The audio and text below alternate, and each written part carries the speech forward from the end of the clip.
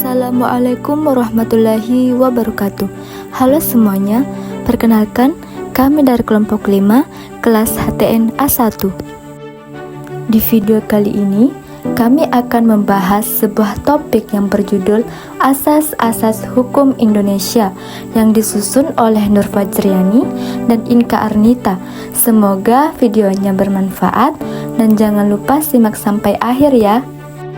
Baik, langsung saja kita masuk pada pembahasan yang pertama, yaitu pengertian asas hukum.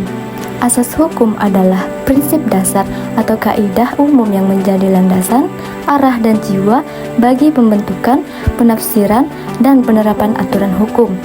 Asas memberikan kerangka nilai sehingga aturan-aturan konkret tidak diterapkan secara mekanis, tetapi sesuai tujuan keadilan, kepastian, dan kemanfaatan hukum. Lalu, adapun pengertian asas hukum menurut para ahli. Yang pertama, Sudikno Mertokusumo. Menurutnya, asas hukum adalah pikiran dasar yang bersifat umum dan abstrak, menjadi latar belakang peraturan hukum. Yang kedua, Van Apeldoorn. Asas hukum adalah dasar atau jiwa dari peraturan hukum yang memberi arah dan makna terhadap hukum positif. Dan yang ketiga, Satchipto Raharjo. Menurutnya, asas hukum adalah bintang pemandu atau light star yang menjiwai keseluruhan aturan hukum. Selanjutnya, fungsi asas hukum, yaitu yang pertama, sebagai dasar pembentukan hukum. Semua peraturan perundang-undangan harus berlandaskan asas hukum. Yang kedua, sebagai alat interpretasi, membantu hakim dan praktisi hukum dalam menafsirkan undang-undang. Yang ketiga, sebagai alat kritik hukum. Jika suatu peraturan bertentangan dengan asas hukum, maka aturan tersebut perlu diperbaiki. Dan yang keempat, sebagai pengisi kekosongan hukum, digunakan hakim ketika tidak ada aturan tertulis atau asas ex aequo et bono. Nah, adapun jenis-jenis asas hukum dalam sistem hukum Indonesia. A. Asas hukum umum, berlaku universal dan menjiwai seluruh sistem hukum. Yang pertama, asas legalitas atau nullum delictum nulla poena sine lege, yaitu tidak ada perbuatan yang dapat dipidana tanpa dasar undang-undang. Contoh, pasal 1 ayat 1 KUHP. Yang kedua, asas persamaan di depan hukum, equality before the law. Semua orang sama kedudukannya di hadapan hukum, tercantum dalam pasal 27 ayat 1 Undang-Undang Dasar 1945. Yang ketiga, asas keadilan. Hukum harus mencerminkan nilai keadilan, bukan sekedar kepastian hukum. Contoh, hakim bisa menggunakan diskresi untuk mencapai keadilan substantif. Yang keempat, asas kepastian hukum. Aturan hukum harus jelas, konsisten, dan dapat ditegakkan. Contoh, Undang-Undang Nomor 12 Tahun 2011 tentang pembentukan peraturan perundang-undangan. Yang kelima, asas kemanfaatan. Hukum harus memberikan manfaat sebesar-besarnya bagi masyarakat. Contohnya, Undang-Undang Anti Monopoli dibuat untuk melindungi konsumen dan pelaku usaha kecil. Selanjutnya, B. Asas hukum khusus, berlaku dalam cabang hukum tertentu.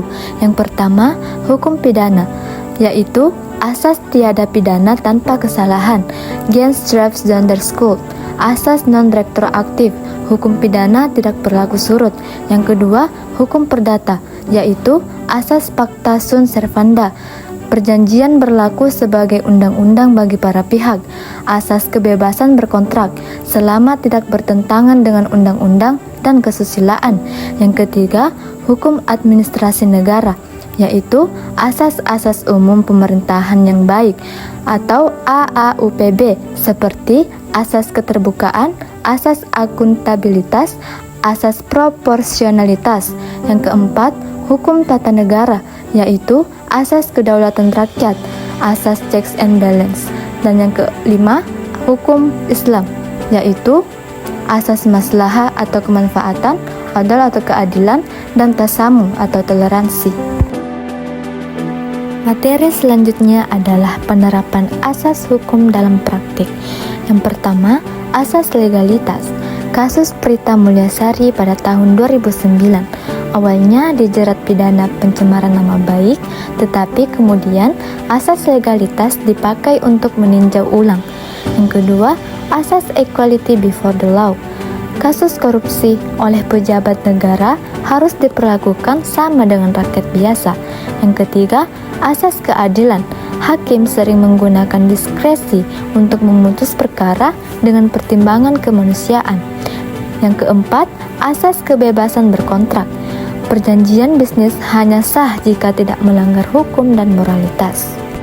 Nah, baik teman-teman sekalian, sekarang kita masuk pada pembahasan yang terakhir, yaitu asas hukum dan pembentukan hukum nasional. Yang pertama, Undang-Undang Dasar 1945 sebagai sumber hukum tertinggi menjiwai semua asas hukum di Indonesia. Yang kedua, Pancasila sebagai sumber dari segala sumber hukum mengandung asas fundamental seperti ketuhanan, kemanusiaan, persatuan, kerakyatan, dan keadilan sosial. Yang ketiga, setiap produk hukum, undang-undang, perda, peraturan pemerintah wajib sesuai dengan asas hukum ini. Jadi, dari pembahasan tadi dapat disimpulkan bahwa asas hukum adalah prinsip dasar yang menjadi fondasi dan arah bagi pembentukan serta penerapan hukum.